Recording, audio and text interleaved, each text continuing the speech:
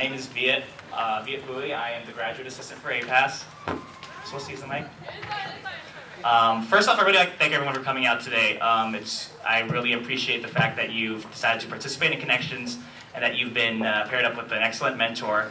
And you might wonder why we have a panel today. Well, I think it's also because we really want to emphasize the fact that Connections is more than just a career mentoring program, but it's also a program for your professional development. And we're going to have some really great panelists here today that really share about their experiences, not only about mentorship and whatnot, but also their experiences in the career, and also how it is being an Asian Pacific American. And I think that's what our program is here for the empowerment and support of Asian Pacific Americans. So without further ado, I'd like to introduce our moderator for the panel. I'm pretty sure you might have met her when you came to our match night mixer. She's really accomplished, and we're really glad to have her back again today. And without further ado, I'd like to introduce Nicki Modi. She is currently an MBA candidate at the Marshall School of Business, but before then she had worked as Director of Scholarship Programs over at the Asia Pacific Islander American Community Scholarship Fund, sort of. I kind of mixed the acronym. My bad. But Nicki's very accomplished, and she's been involved with LEAP through the Emerging Leaders Program. So I really like to thank LEAP for coming out today and supporting our program and helping to put together this great panel of very accomplished people. So let's just give a round of applause to LEAP. So,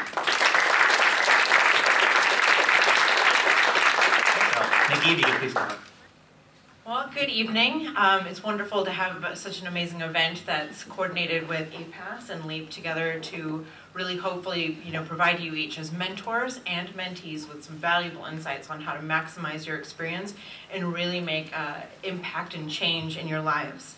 I'm really excited here to have some wonderful panelists here tonight to share their insights and experiences. Jhemon, a private practice radiologist based in Orange County. We also have Gilbert Tong, who's a first vice president and branch manager for Morgan Stanley in their wealth management office. And then we also have Larrni Dacanay, is that correct? Larrni Dacanay, who is the diversity communication specialist at NBCUniversal. So without further ado, we want to make sure that we can actually, get to hear their stories and insights, and at the end we'll have some time for question and answers. Amazing. So whether you're starting a business at 19 or working on starting business at 19, or you're figuring out how to master the different rotations in med school. I was dissecting at 19. Oh, wow. Or you're navigating the cultural and industry nuances from the Midwest into Hollywood. Surely mentorship definitely played a role, or you may have had someone that actually helped you along the way. Can you tell us what role mentorship played, if any, in your success and progression? Where'd you start? Okay. I was going to say, well, I don't know if I should start because I was going to tell you how not to do mentorship. Should we start with that or? Okay. I'll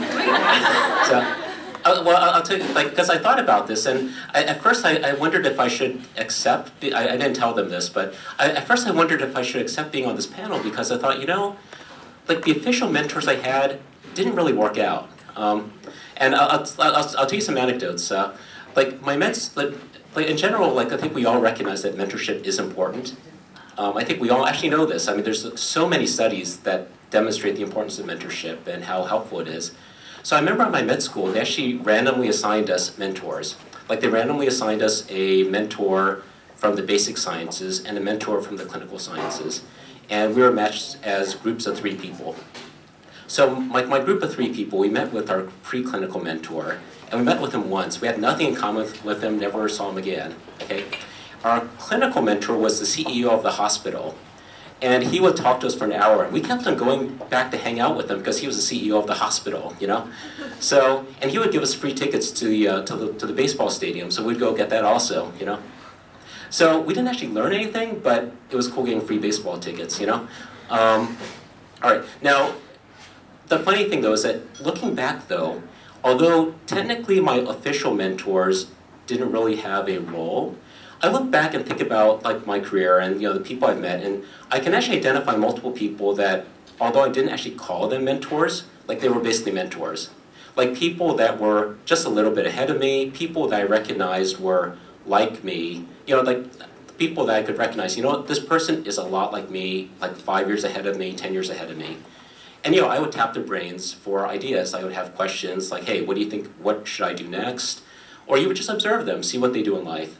And I realized that even though I didn't call them mentors, that I have people that in residency, in fellowship, and in work now, as not just in work, but even in my personal life, like as chair of the advisory board for the Asian Pacific American Medical Association, there are other physicians I work with that I look back and realize that I ask them a lot of not just medical questions, but even personal questions, and they give me advice about what they do because they're married with kids type people, and someday I'll be married with kids hopefully, and then they give you a preview of what's going to happen, which basically means you're going to be staying up late at night taking care of kids, but So in summary, basically, although my official mentors never quote unquote worked out, like I think I look back and I really did have a lot of these unofficial mentors. I don't know. Well, yeah, I think that we can sort of weave that into like another question. I think if you can answer both, which I'm sure you all are very capable of doing, is what role did mentorship play, I think, initially? And then also, and you answered this as well, was it like an organic process of finding a mentor, or was it matching? So go ahead and take it first, Gil. Well, for me, I was kind of fortunate. I was 19, and I'm in this, basically I would call it a boiler room that you saw, way back. And what's interesting about it is I look back in retrospect now, and if I were to take the top 20 financial advisors or top 25 financial advisors in California or possibly in the West Coast, half of them were probably in that room during that time, because everybody started off and they knew what it took to be, very hungry, very creative, and work with very few resources to accomplish a goal, right, in business. And everybody looks at Wall Street and they have this characterization that business and finances is someone comes out with a solid education and a MBA from Harvard or whichever, and automatically you become this wealth advisor. It doesn't work like that. We have guys who come through in my office and in my business. 85% of the people who come through fail. They don't make it within the first 2 years. It's very, very competitive. So what was interesting, and now that I look back in retrospect, is the guys that I was going through this process with, of building business and understanding and learning, those actually turned out to be some of my best mentors. They may not have been older than me, some of them were younger than me, and and so forth, right? But they brought so many different skill sets to the table, and a lot of the guys who had been there for a while really weren't very good mentors, which is kind of unusual. It was kind of interesting. I had a discussion with Eric, as he came in earlier today, and he mentioned that my business and the wealth management business is tailored just towards baby boomers or people within a certain age, and so I have a lot of advisors in my branch who are baby boomer age or 60s and 70s, and one of the difficult aspects that they have to deal with is this problem that they're not really connected with technology, not connected with change and how business is changing. They don't understand the technical issues, right? Mobile didn't sell, right? Or we have issues pricing a particular company. If you're not connected with the current generation, if you don't have mentors, that are separate from your field and all you know is finance and how to price a bond, those aren't very valuable mentors. So even right now, the guys who are most valuable in my office, and I'm in Santa Monica, I run a business where there's Silicon Beach, there's $300 million in new private equity money that's being invested in new technologies. My most valuable people are the people who are younger people, coming from different fields, from science fields, who can tell me why Twitter is important, who can tell me why, these different mobile apps are important, because it's those ideas that are going to help us, deliver better information, help make our clients money and attract more clients and do better, so that I can pick up the phone book and find somebody and pitch them on a tech idea and, and hopefully gather a multi-million-dollar client. So. I would say, for mentoring affecting my career, definitely. I would not be the person I am today without the great mentorship of not only to what you were saying, Gilbert, about folks who are older or more senior, it's also peers. And even I've learned from pages and interns at the company. But for me, I've never been in a formalized mentoring program, and I've been around those. We do have it at the company, and through our former parent company, which was GE, we're now owned by Comcast. But for me, I have found the most valuable relationships to be ones where they're just organic, and you just gravitate to a person, you have a connection, and it's not like I'm sitting in front of them saying, will you be my mentor? It just happens naturally. And those are the most effective, and those have been the most impactful. Two of my most, I think that the mentors who have played a big role in my life, or in my career at the company, were both GE corporate officers, and both minorities. And when we were GE, now this is where I can do the math, GE has approximately 300,000 employees worldwide. Of the 300,000, 200 are company officers. So you can imagine, like, the 200, right, out of 300,000, to be a minority or to be a woman in that group is you've really reached some great success. And two of them were my mentors, and to this day I consult with them. One has retired from the company, and the other has left to pursue other interests, but they, are still part of my life. I still talk to them and reach out to them for personal and professional advice. So yeah, I mean, I think you can be in programs where they match you, and sometimes it works, sometimes it doesn't. It's kind of like dating, and just either you click or you don't. But I think if you find somebody that you trust, and you trust their opinion, they can be your mentor without having, you asking them, will you be my mentor? I think it just happens organically. And like I said, look out for the people, your fellow classmates, because as peers, as you rise up, a great quote that I will always remember is, lift as you climb. So you don't have to be a senior executive or a graduate student to be able to mentor each other. You can do that right now, and you should be doing that right now. Thank you. Gil, you mentioned that sometimes you seek out people who can provide different perspectives, very relevant ones, whether they know about social media or technology. To continue on with finding your mentor, what specific things were you as mentees seeking from a mentor that were able to help you most significantly? Was it industry experience? Was it, them being able to kind of guide you in lieu of what your parents probably couldn't tell you to do or to not do? Can you share any of that with us? I think a lot of the things that, they always mention, what don't you learn at school, or what kinds of skills do you not, learn in school, and how is it relevant to business, right? And so there's, we come across a lot of people who are very well connected, right? And we also come across people who are, very, very good at the sort of the underlying science, or you call it science, behind investing, and really knowing their business facts really well, right? But there's other things that I think are much more important, right? So our business is managing wealth for people. The problem is, how do you start off in a business when you don't have any experience, right? And then you're talking to people, and you want to give them that sense of confidence that you're managing their money well, and that you're doing basically what an experienced advisor, would do.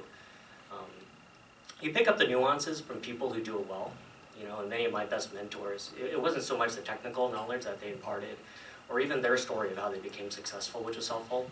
It was picking up their demeanor, their conversations, their interactions with others, and I found that was a huge jump. And even today, when I'm interviewing people and I'm hiring people, I've got people with stellar resumes that come in, and even though we train the hell out of them, you can't pick that up. And it's one of those things that can't be taught, but it can be imitated.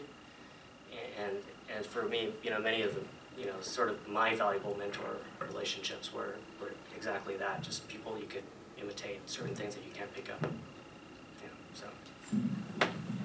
So I think the buzzword would be role modeling, in terms of, like, in my case, it was a matter of, like, seeing, you want to look ahead and sort of see the people there in your field that, I would like to be that person someday. And maybe someone who's 5 years ahead, 10 years ahead, whatever. It's not always the person that's the most successful person in your field. A lot of times I find myself gravitating towards people a little bit ahead of me that may not be the chair of the department.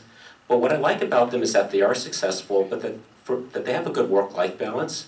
And that's important to me. I mean, maybe I'm not a gunner, but like people where, they seem like they're normal, well-adjusted people who happen to do a good job as a radiologist. And those are good people to follow. And it's like, yeah, I want to be like that person. And then basically you observe them, see what they do, ask them what they do, and they're more happy to share their experiences. So kind of like I think the way to think about it is like, look in your field for people that you would like to be. Not just the most successful people, but people that really are doing, that have the whole life package about what you would want to be doing.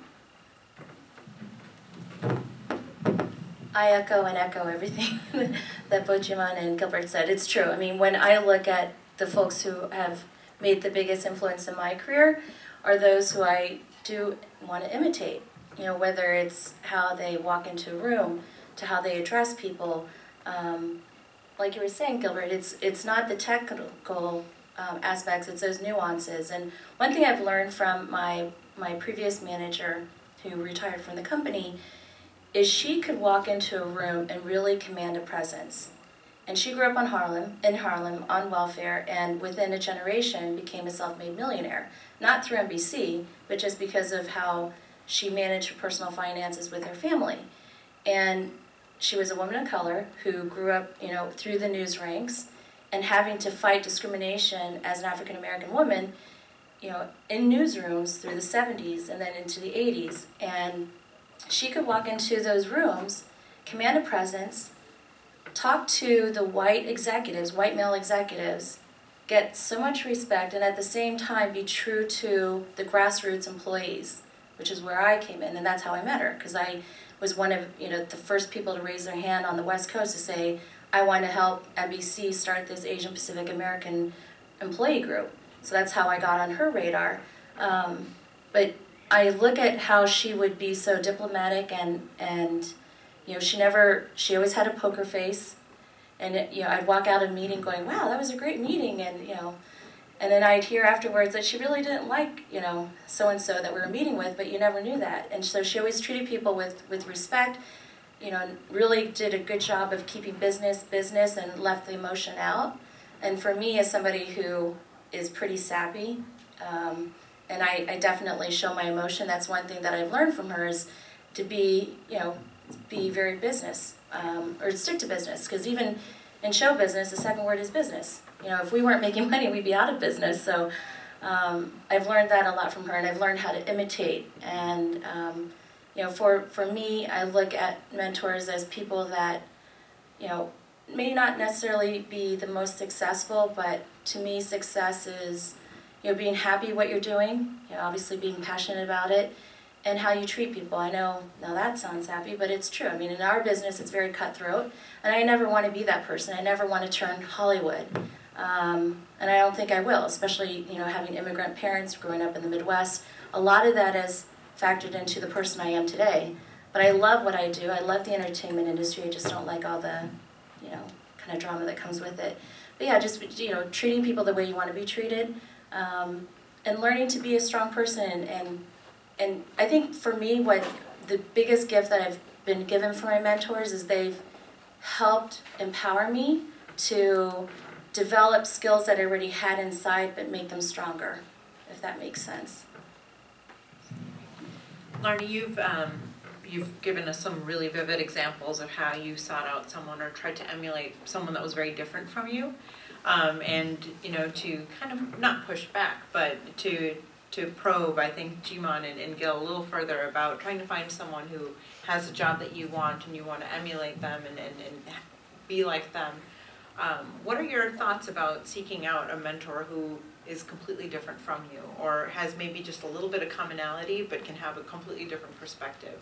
And what value does that kind of diversity bring in mentorship as a mentee or being a mentor yourself? Well, I mean, first of all, you probably have to have some commonality with your mentor. I mean, otherwise, like, there's two completely random people who happen to be standing next to each other. No, there is value in other perspectives. I mean, obviously, if you find someone exactly like yourself, you don't really need to listen to yourself give an opinion. That's going to be the opinion you would give yourself, right? I mean, for example, like when I think about the people that I've gotten advice from or people that I've looked up to, they're not always Asian. Sometimes they're Caucasian. Sometimes they're African American. Sometimes they're Latino. It really is across the board. And again, this isn't a binary thing where someone is either not a mentor or is a mentor. There's a whole gradation of where you may just pick up a few little things from like this one person, or you may pick up a lot. And you know, it's like even if someone's not a mentor, it's always worth hearing out other people, and you know, at least giving airtime to their advice. Even if you think their advice is completely wrong, at least obviously there's a reason why they're giving it to you. So you should always keep an open mind and and keep your ears open. And once in a while, what will happen is that you'll get advice that doesn't resonate with you now, but then makes sense like 5 years from now. So. I think not everybody who's looking for a mentor, it's got to be aspirational. You should pay attention to people who are different from you, especially if you have certain convictions and you're in a busy workspace, you're in a developing field. It's a great opportunity to learn from other people's mistakes. And also, you have mentors that you want to be like. You also have mentors that you don't want to be like. In my field, we have so many different jobs and there's so many different managers and roles and so forth. And it's kind of a rat race, And seeing the people who don't make it, it's useful information. Pay attention to the failures of others. Pay attention to, attributes that you don't want to have. It reinforces what you know. It reinforces the skills that you have, and gives you some clarity. It's the business landscape is ambiguous enough as it is, and when you get real proof that something fails, pay attention and watch people who failed. They're valuable. That's all great advice. We're going to turn to the last question that comes from me before I hand it over to you all to ask our panelists whatever's on your mind. And this question is, we're obviously here, mentors and mentees, and mentorship is really a two-way street, right? As mentors, you're there and you're able to give guidance, but mentees need to be able to seek out that guidance and be open and take a lot of the good advice you all just mentioned. What advice do you have for those, for many of our students in this room that are mentees? What kinds of tips do you have about how to maximize their experience having been matched with a mentor?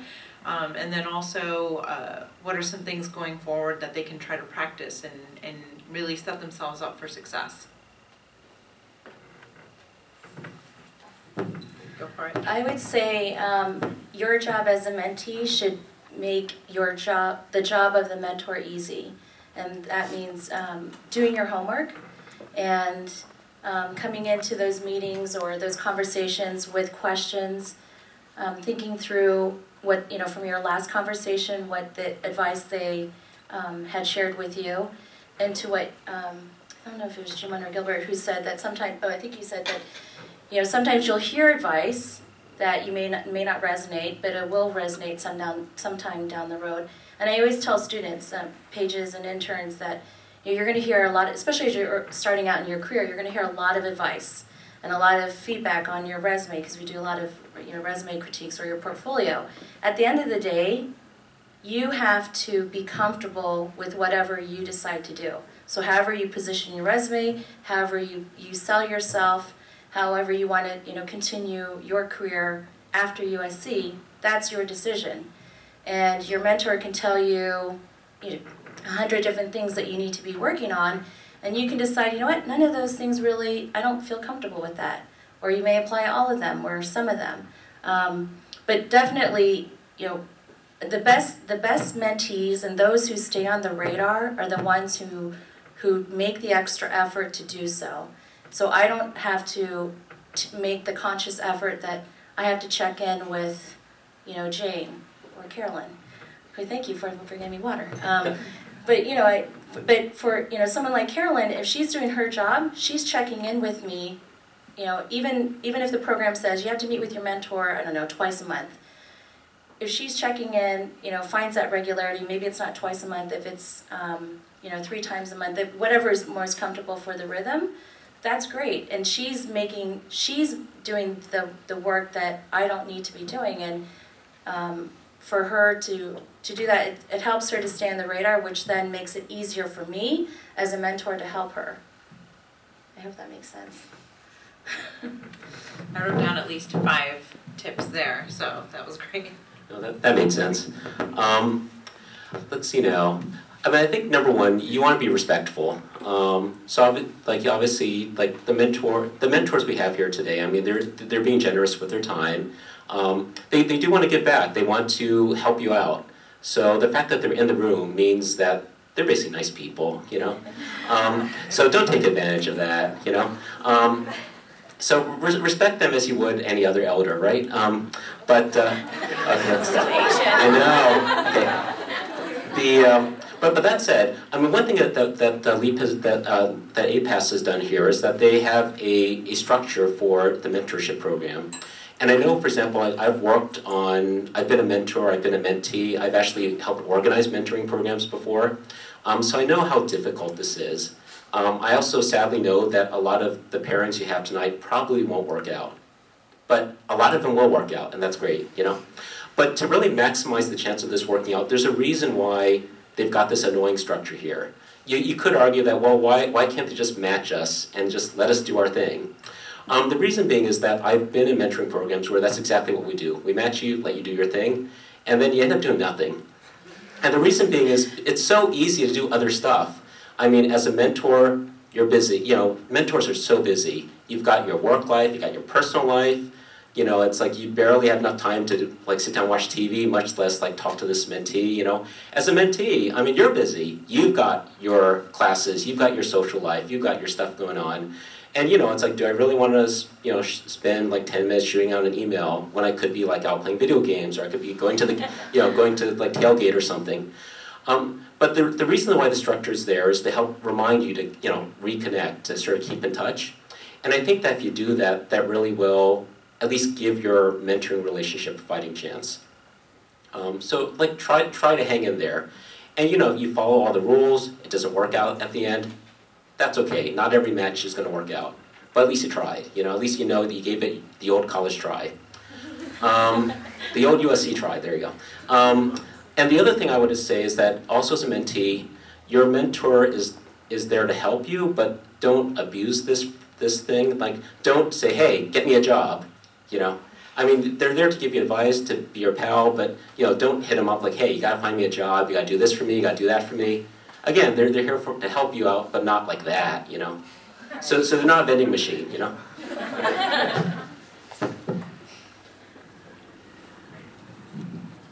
I really have nothing to add. You know, you guys should be really nice to your mentors. Just be nice. Be nice to everybody.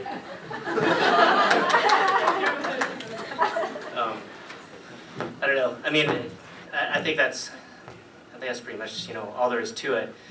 I think, you know, from the position of a mentee, and certainly from my position, you know, any sort of business relationship or any sort of relationship that you have, you know, pay attention to the character attributes. You know, especially when you're watching someone and they're successful. You know, their story is not necessarily going to help you. You know, I mean, what made someone successful 5 years ago or 10 years ago, you know, isn't going to necessarily make you successful today.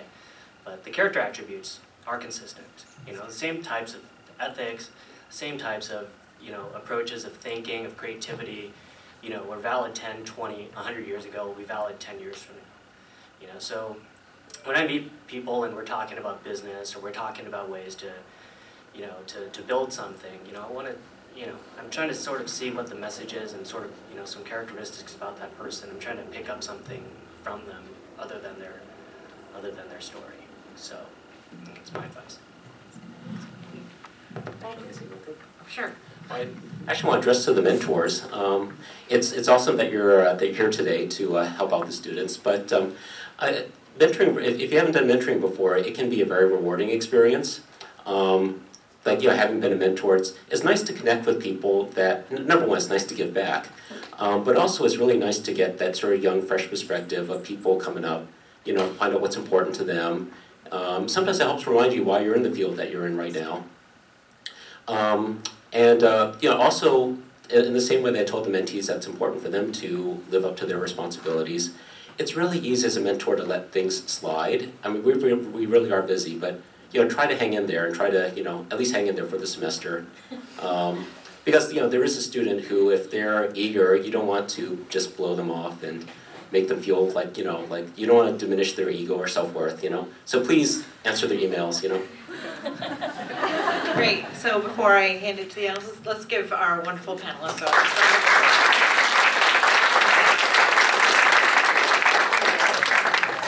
I'm Ken Kasamatsu, probably the oldest person in this room. It's not specifically relative to mentoring, but I'm curious, as you've explained your success in your particular industries, if any of you can define a risk-taking moment that either decision helped or wreaked havoc on your career. I'm just curious in that.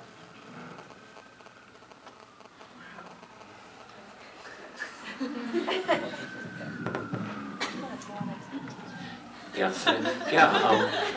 What's interesting is I'm thinking about what decision have I made that wreaked the most havoc on my career, and what's interesting is that sometimes it's not even those risk-taking ones that seemed risky at the time.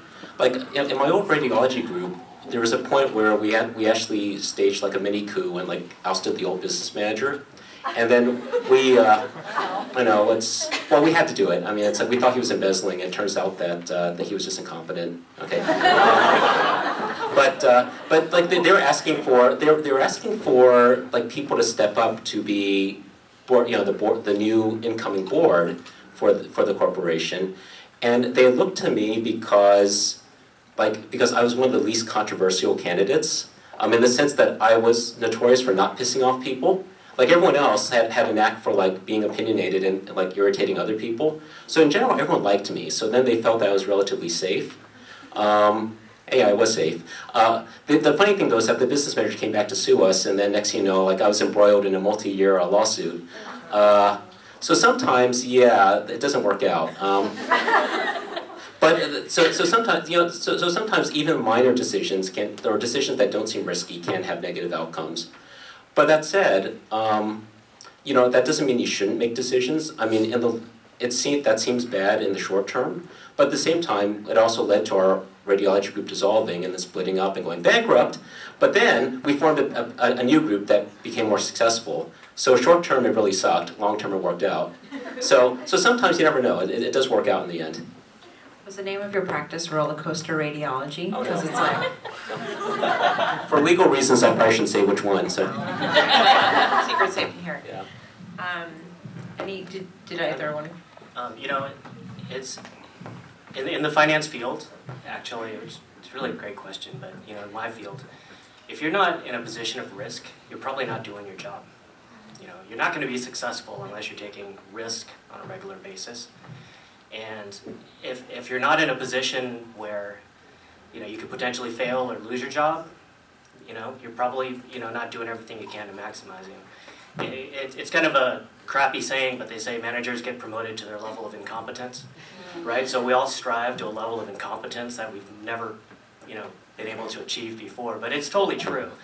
People who played safe in the finance business, in the business of managing risk or managing risk for clients, if you don't believe in your stuff and you're not going to take risk, you're probably not going to do very well in the business. So, I might be out of a job in my area. Well, I think for me, for risk, my first risk was standing up to my parents and what my parents and my family, wanted me to do. And then secondly is when I got into this role, because initially I said no. Because I was in publicity at Focus Features and before that at NBC in publicity, and just very passionate about diversity. And so when diversity actually became part of our business strategy and was a business imperative, got the tap on the shoulder from corporate to be pulled out of a business to work and do what was my extracurricular to get paid for it and do it at a company-wide national level. And I said no, and after some convincing, I decided to accept the role, and I'm glad I did. And it was risky in the sense that it, in terms of a career trajectory, in terms of becoming a publicist, I took a left turn. But the left turn has been the greatest impact in my career because I've grown the most from this.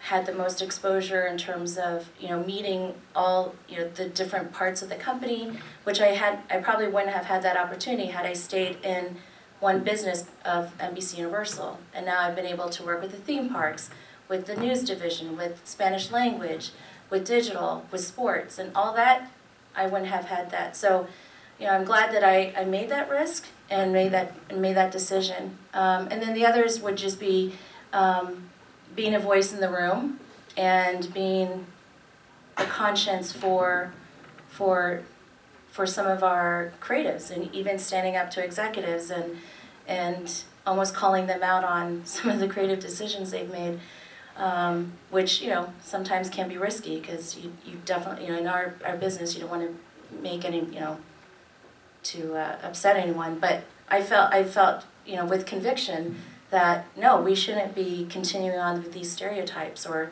this particular storyline, or why is this character acting like a traditional negative stereotype that's going to push us back 20 years in terms of having a positive portrayal of Asian Americans or other minorities. Okay. Just a couple. That made me think of a couple comments on what she just said. Number one is that, first of all, both of what they just said was that there are some fields that are just where risk is more inherent to the field than others. Obviously, there's a reason why my parents wanted me to be a doctor. It's very low risk, But some fields, like especially entertainment, business, is very inherent to the business. But number two, there are different kinds of risk, and I think Laarni just identified a couple of areas of risk that you should be more willing to take. One is where the risk is not as much in terms of being dangerous, but whether or not it's something that's different and you're not sure if you can do it. And it's important to be able to trust your skills, and sometimes you may be afraid, but you can do it. Those are the risks worth taking. And the other risk to consider is doing the right thing. Sometimes doing the right thing is risky, and at the end of the day, we want you to do that, That's what's right, So. Thank you all so much. No, it's fine. So we unfortunately have only time for one more question, and this person gets to pick out of so many DVDs left still. So did you have your hand raised? Me? Okay. Hi, my name is Tiffany. I'm a comparative literature major. My question was, you guys get to choose which one. What's the best or worst piece of advice that you've ever been given? And did you follow it?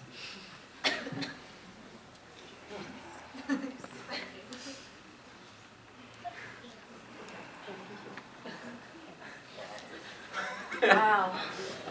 I get a lot of bad advice. Well, my favorite, the best advice, which is lift as you climb.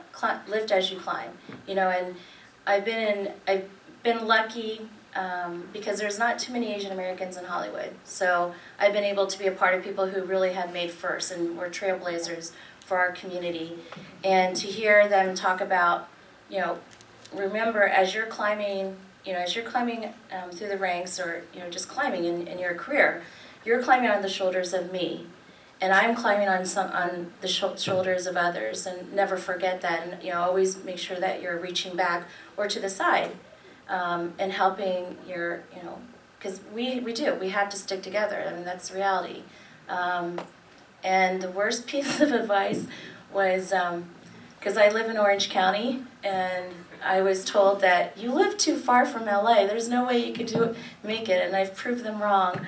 I've been commuting for like 9 years, so yeah, I've got really a reliable Mazda stick shift. So, but yeah, so I mean, that is like that you had or that I was too nice for the industry. That was another piece of advice that someone said. You have to be bitchier, and I was like, no. I'm like, I can't change who I am. So, never change who you are, by the way. And as you get into business, you're probably going to hear that, and you'll get your annual reviews, and you'll read the review, and it'll sound like they want you to be like a white male, and you're not. So.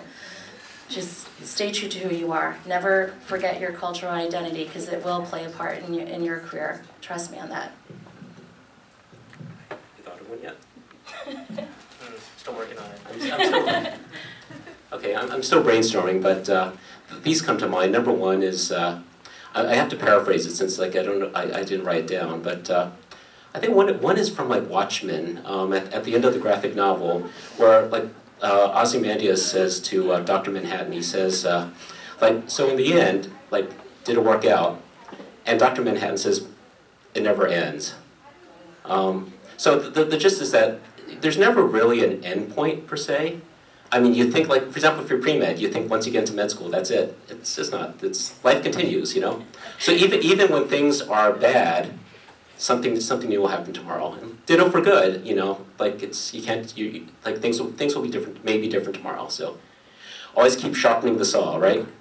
I think I think a nicer piece of advice would be paraphrasing the Dalai Lama, which is that that you can't expect to save the world necessarily, that you can't expect to, you know, heroically make, you know, create world peace and whatnot. But at least your goal should be to leave the world a better place than you found it. So, yeah. Thank you, Jhemon. My thoughts are really not that profound. But, you know, I would say, you know, most valuable advice I would give you after, you know, 20 years working in the finance business, right, is that in the finance business and people who generally provide advice about making a career in finance generally give pretty bad advice. So, anyway, so in terms of bad advice, I would say that's probably it. I've gotten a lot of bad career advice through the years, mostly from my managers and people I've worked for, and most of those managers are no longer managers. That's part of the game. People, especially when they achieve a certain level of success, they tend to give themselves too much credit, and the failures they tend to sort of dismiss. You know, so in my business, sometimes, you know, the cards fall the right way and people get successful, but it's really not through their own credit. But they'll come up with a lot of reasons on why you should learn from their success. It's not valuable. The most valuable advice I think I could really give is this. You know, we're in a constantly changing business environment, and the ways that we'll make money in the future are different from the ways that are made money in the past. So you should definitely use your youth as a real advantage, and don't be afraid to go out there and try new things. You know, even though the business community will probably tell you that you shouldn't, or it doesn't work that way. You know, you shouldn't be afraid to go out there and do something and fail often, because I've found that people who are most successful in finance are people who tend to have a lot of different failures, but they tend to find that one really big thing that makes them really rich and retire really early, which is really great. So, thank you each so much. There's a lot of wisdom in these three C's. Let's give it up for our panelists once again.